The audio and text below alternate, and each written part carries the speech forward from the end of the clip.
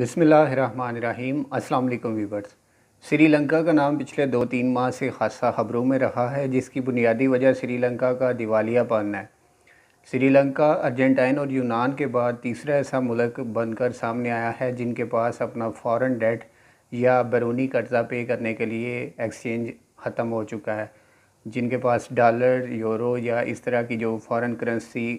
قرضہ پے کرنے کے لیے کوئی ملک اپنے پاس رکھتا ہے وہ ختم ہو چکی ہے اور اسے باقاعدہ طور پر دیوالیہ ڈکلیئر کیا جا چکا ہے۔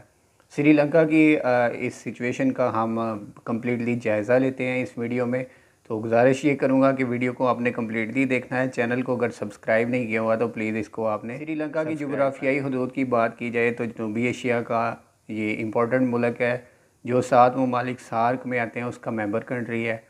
اب یہ ہے کہ اس کی جو اکانومی ہے وہ کس طرح سے چلتی ہے، اس کا ہم جائزہ لیتے ہیں۔ سری لنکا کی اکانومی بنیادی طور پر ٹورزم پہ ڈیپینڈنٹ ہے، اور ٹورزم کے حساب سے اگر دیکھا جائے تو وہاں پر بڑے خوبصورت بیچز ہیں سری لنکا میں، اور انٹرنیشنلی اٹریکشن والی کافی زیادہ سپاٹس موجود ہیں، اور جو ٹورسٹ ہیں وہ پوری دنیا سے کھنچے چلے جاتے ہیں۔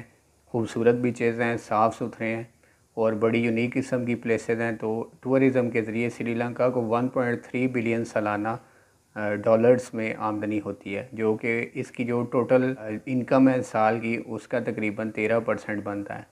تو ٹورزم ڈیپینڈ کرتا ہے ہوٹلنگ پہ، یہ ہاسٹلز ہیں یہ ڈیپینڈنٹ ہوتے ہیں بجلی کی سہولت پر، الیکٹریسٹی کی سپلائی پر۔ جو سری لنکا کی الیکٹریسٹی کی جو پروڈکشن ہے وہ 80% فرنس آئل کے ذریعے بجلی پیدا ہوتی ہے اور اس پر ڈیپینڈنٹ ہے، تو فرنس آئل بھی امپورٹ کرنا پڑتا ہے باہر سے، اور اگر آپ کے پاس فارن ایکسچینج ختم ہو چکا ہے تو آپ فرنس آئل نہیں کاٹ سکتے، باہر سے منگوا نہیں سکتے۔ تو سری لنکا کے دیوالیہ ہونے کے بعد چونکہ فرنس آئل کی امپورٹ بھی کم ہو گئی ہے تو بجلی کی لوڈ شیڈنگ بہت زیادہ بڑھ گئی ہے، تو موسم کے حساب سے جب ہوٹلز میں بھی 5 اسٹار ہوٹلز تک میں لوڈ شیڈنگ ہوتی ہے تو سیاح اس سے متاثر ہوتے ہیں اور ان کی دلچسپی ٹورزم میں وہاں پر اس ایریا میں ختم ہو جاتی ہے۔ تو ٹورزم کی کمی کی وجہ سے سری لنکا کی ہوٹلنگ انڈسٹری اور یہ سارا بزنس جو ہے یہ متاثر ہوا ہے،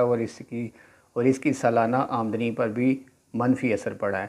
دوسری بات اگر کی جائے تو وہاں پر جو ملازمین ہیں، سری لنکا ویسے تو پڑھا لکھا ملک ہے لیکن جو ان کے گورنمنٹ کے ملازمین ہیں ان کی تنخواہ پے کرنے کے لیے جو نئے پرائم منسٹر ہیں رانیل وکرمے سنگھے، ان کے مطابق اگر ہم نے گورنمنٹ امپلائیز کو تنخواہیں پے کرنی ہے تو ہمیں نئے نوٹ چھاپنا پڑیں گے، اور نئے نوٹ چھاپنے سے بھی وہاں پر انفلیشن زیادہ ہو جائے گا، چیزیں پہلے ہی 60 سے 70% مہنگی ہو چکی ہیں، تو اس کا بھی عوام پر جو ہے وہ نیگیٹو اثر کرنسی کی بات کی جائے تو سری لنکا کے 2 روپے ہوں تو پاکستان کا 1 روپیہ بنتا ہے، یعنی کہ وہاں پر ڈالر تقریباً 400 روپے تک پہنچ چکا ہے۔ سری لنکا کی کرنسی بھی روپیہ ہی ہے۔ سری لنکا کے موجودہ وزیر اعظم رانیل وکرمے سنگھے جو کہ مہندا راجہ پاکسے کے بعد وزیر اعظم بنے ہیں۔ مہندا راجہ پاکسا جو پریویس پرائم منسٹر تھے، ان کا بھائی گوٹابایا راجہ پاکسا جو ہے وہ اب صدر بن چکا ہے، لیکن گورنمنٹ نے جو نئی گورنمنٹ آئی ہے اس نے صدر کے اختیارات کم کر دیے ہیں، جس کی وجہ سے گوٹابایا راجہ پاکسا جو ہے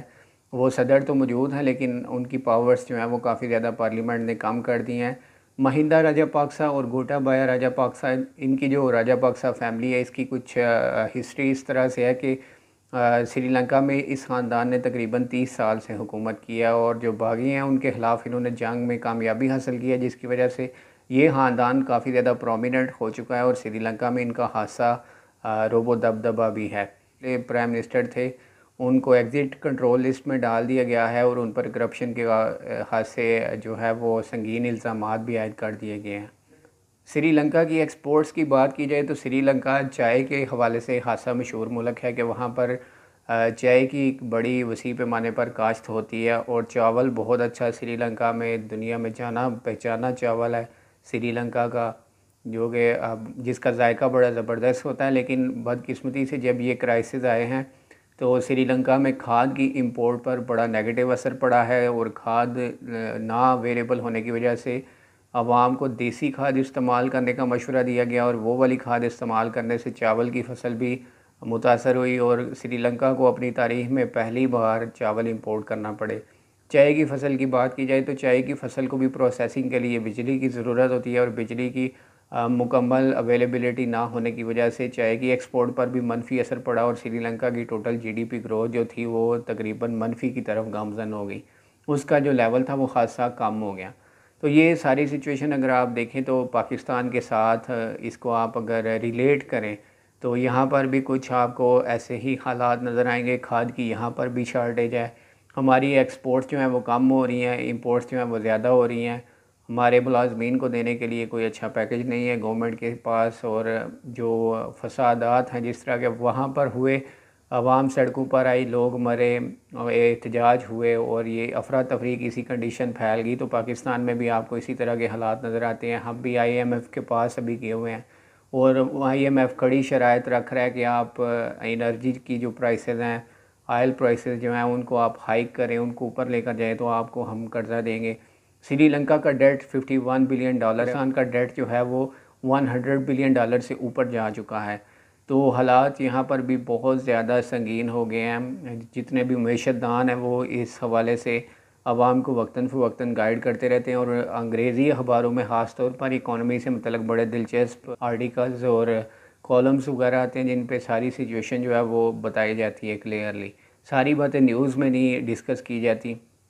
اور میڈیا بھی جو بات ہے اس کو بڑا پالش اور اس کا میک اپ کر کے عوام کو بتاتا ہے جس میں